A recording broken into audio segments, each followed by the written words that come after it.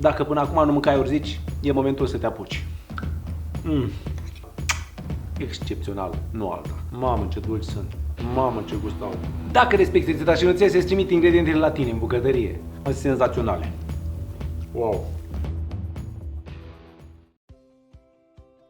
O bunătate, de aia umblu cu mănuși. Nu prea am voce, că vorba aia, gâtul e în pioneze. Altfel aș fi avut, zise Constantin. Dragi pofticioși, umblu cu mănuși, că frig, ard, înțeapă, e mai ceva decât cele mai periculoase furnicuțe înțepătoare pe care le găsești pe planeta Pământ. Cât onor fi de pe Marte. Dragii mei pofticioși, în cele ce urmează, am să fac și eu o șmecherie. O șmecherie de rețetă de nu o să-ți vină să crezi. L-ai văzut pe Constantin. Nu s-a putut abține. Da, vreau să fac dovlecel cu urzici. N-ai mâncat în viața ta, dar te asigur că rețeta asta o să meargă la sufletel. Așa că în cele ce urmează, dragi pofticioși, asta am să pregătesc. Dovlecel cu urzici, nemaipomenit. Ingredientele cele mai aici în fața mea le găsești și acolo jos în descriere. Dacă nu le găsești, dă fuga pe chefpaulconstantin.ro, acolo unde rețeta asta va fi trecută cu ingrediente, cu mod de preparare, cu tot ce trebuie să-ți iasă ceea ce trebuie. Așa că hai la treabă, că se face repede, repede. Ia ca așa, uite-le. Am făcut și eu tot ce am putut, ca prin magie, aș zice eu. Așa că în cele ce urmează, hai să-ți arăt ce urmează. Tigăița pe foc. Iacă, asta de 7 kg bucată. Dau drumul la foc. Dau focul moderat spre mediu, aș zice eu. Mă vezi că am rămas în continuare cu mânușile puse pe mâini, că altfel nu se poate, domne, nu se poate. Bun, așa că hai să mergem mai departe punând ulei în tigaie. Cât ulei? Hai să nu te mai iau cu fundul tigăiei. Am să zic și eu undeva la vreo... până se termină sticla. Vreo 20-30 de ml de ulei. Dacă scap mai mult, nu e nicio problemă. Poți să pui și 40 de ml de ulei fără nicio problemă. După ce am pus uleiul de măsline, hai să-l aromatizăm. Cum îl aromatizăm decât cu vreo 5, 6, 7 căței de usturoi feliați la cuțit. Pun aici. Iau și îi plimb de colo-colo, că am zis că aromatizăm uleiul.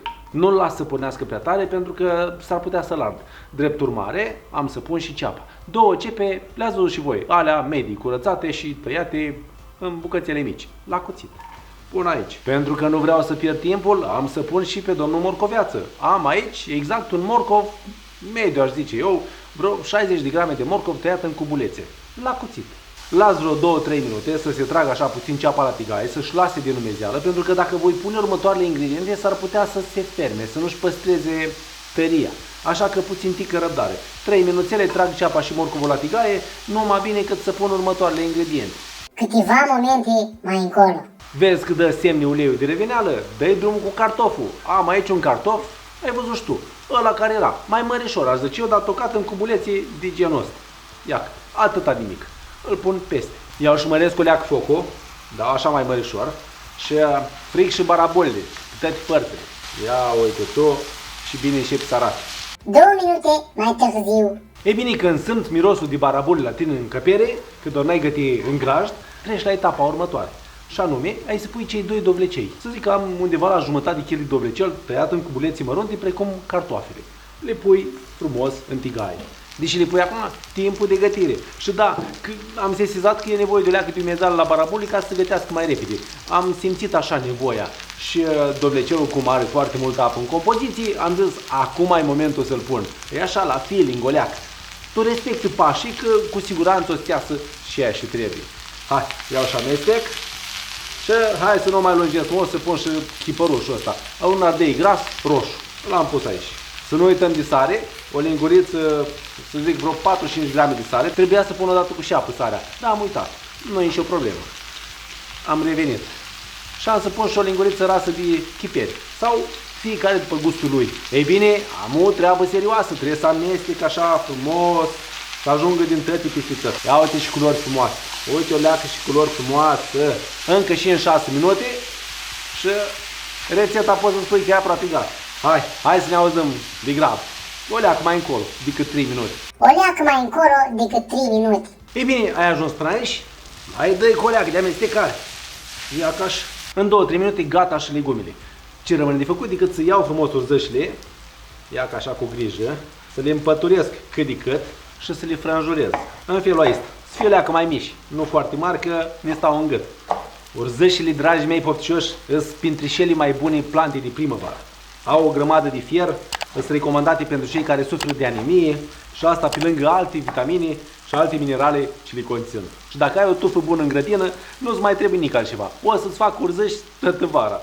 Eu am pus o tufă anul trecut și drept urmare asta e din producții proprii. Nu mai trebuie să cumpăr din nicăieri. Hai, mai învârtoleacă aici și da, pot să spun că aceste legume au dezvoltat un minunat fond pe fondul tigăiei. Când voi pune urzicile, se întâmplă minunea. Urzicile conțin foarte multă apă, vor lăsa sucul acela al lor natural, plin de vitamine, plin de minerale și voi curăța și tigaia de zaharurile caramelizate.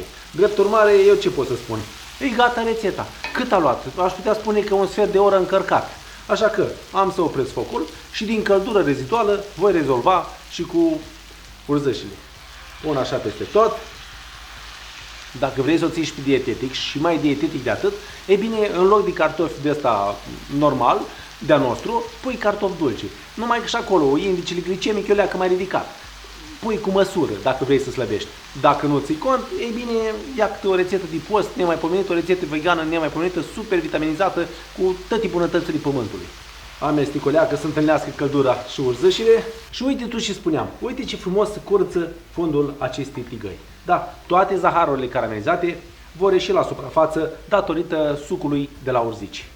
O nebunie, nu alta.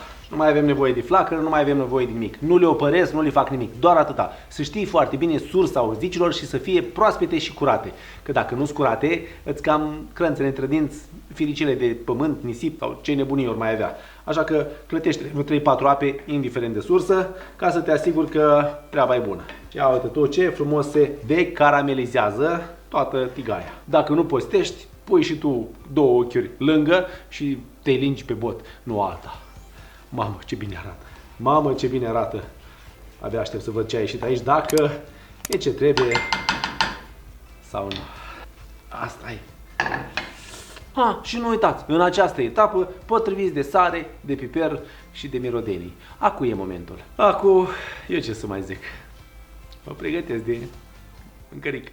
Pofticioșilor, nu o să vă vină să credeți. Credeți-mă pe cuvânt, nu o să vă vină să credeți. Ce am eu aici în fața mea, nici bunica nu visa. Așa că permiteți-mi să degust alături de voi și să vă spun ce a ieșit aici. Că sincer, au gustat șef Paul mai devreme și au rămas fără cuvinte. Hai să gust și eu, că nu cred pe ăsta pe cuvânt.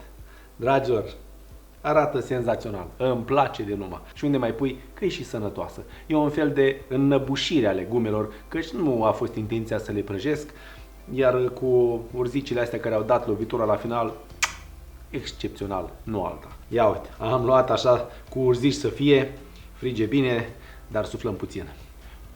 Am plecat cu ea. Mamă, ce dulci sunt. Mamă, ce gust au. Mamă mie. Într-adevăr, nu glumea cu nimic.